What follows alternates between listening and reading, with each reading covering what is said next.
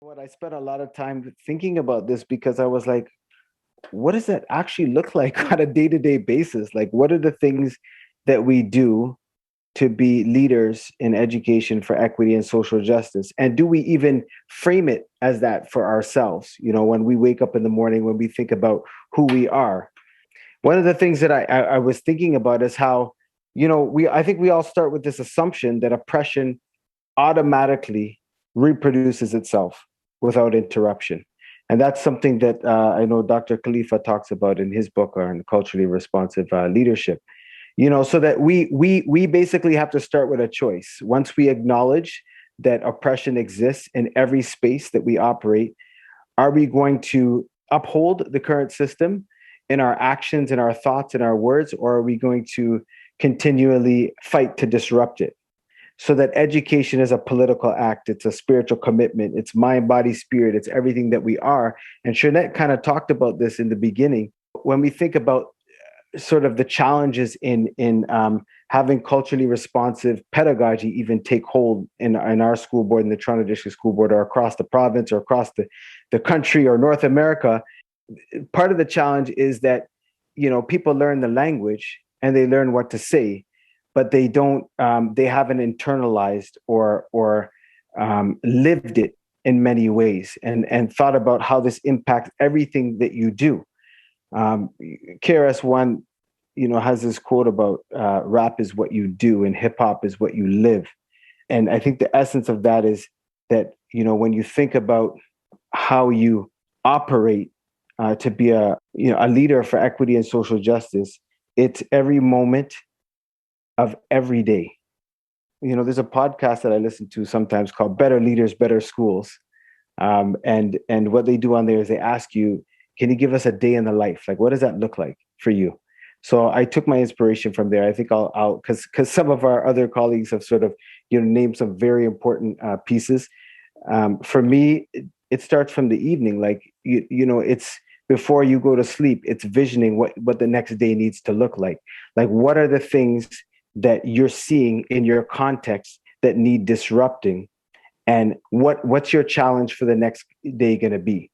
And that starts from the evening, I think, visioning that. And then in the morning, it's, for me, it's early rising, because I think doing this work can be heavy.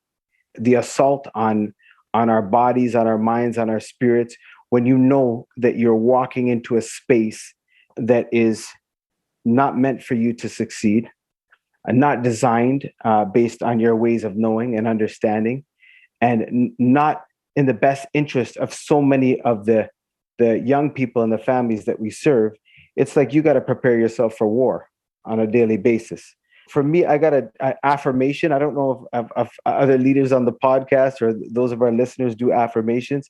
One of my affirmations in the morning is, I am a motivational, instructional leader and team builder who will work collaboratively to improve the educational life outcomes of underserved students.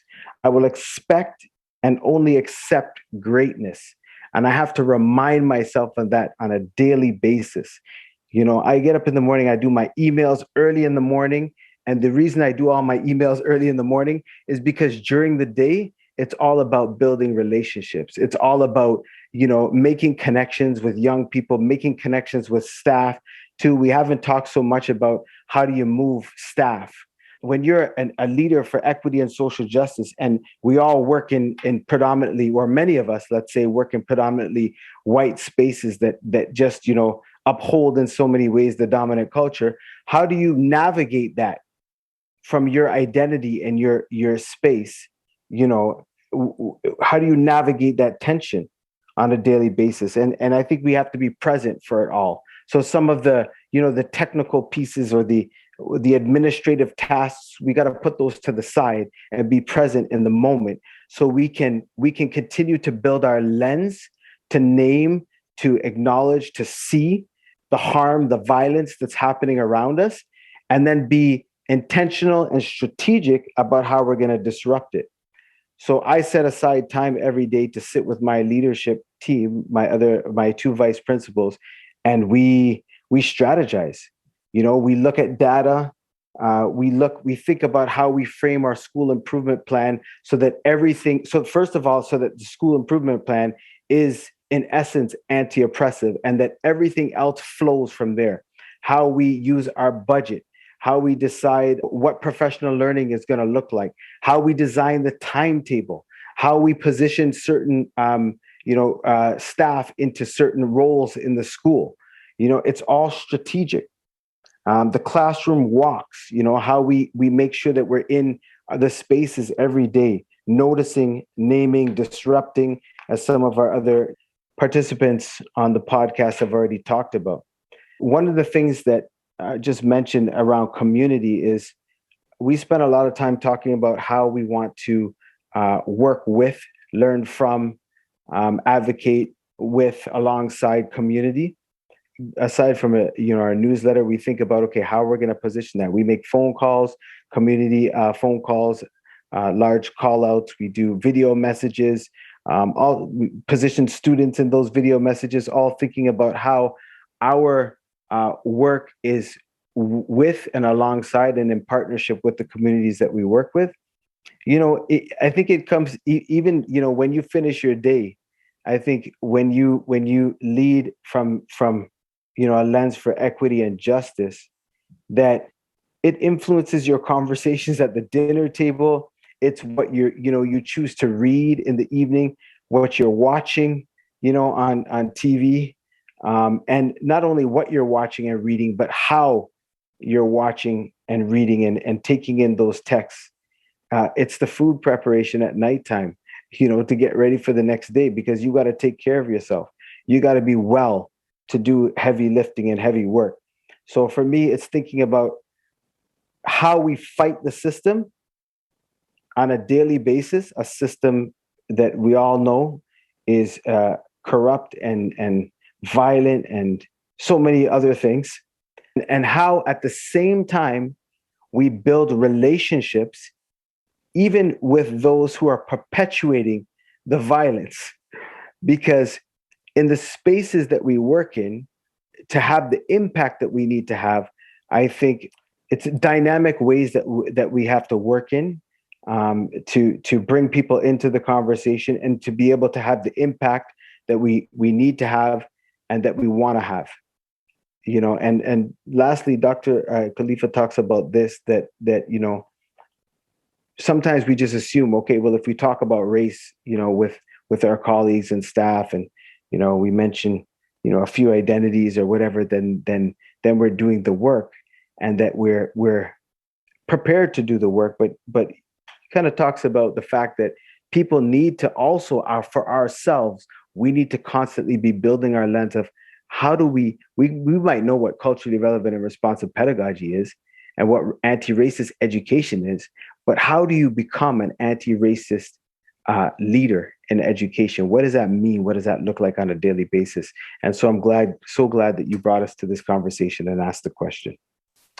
Ramon, did you have thoughts on this? What challenges do leaders face in leading from this perspective? Yeah, one of the things that I'm thinking about is the question really depends, or part of one's answer might depend on their identity, or not might, it would depend on your identity and how you're navigating, white spaces from our different identities and how they intersect. One of the things that I think might be common for many is the inability to turn off.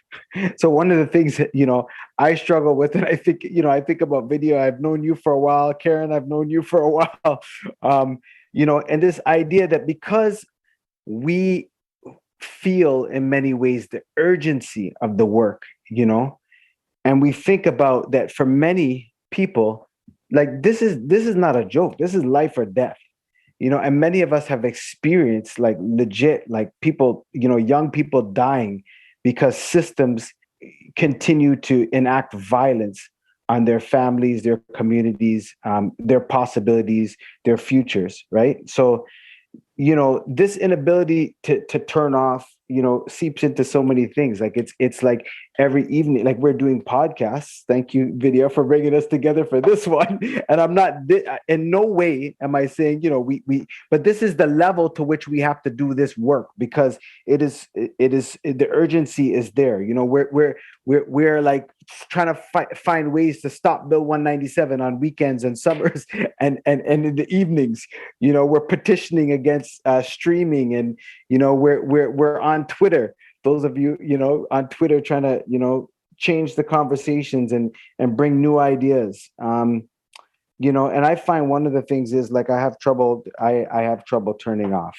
Even when Alice is talking about, her challenge to the concept of leadership, like my brain is moving a mile a minute. Thank you, Alice, for continuing to push me and challenge me in different, us in different ways. It's real. Like, how do we disrupt the hierarchies, even through the language that we're using?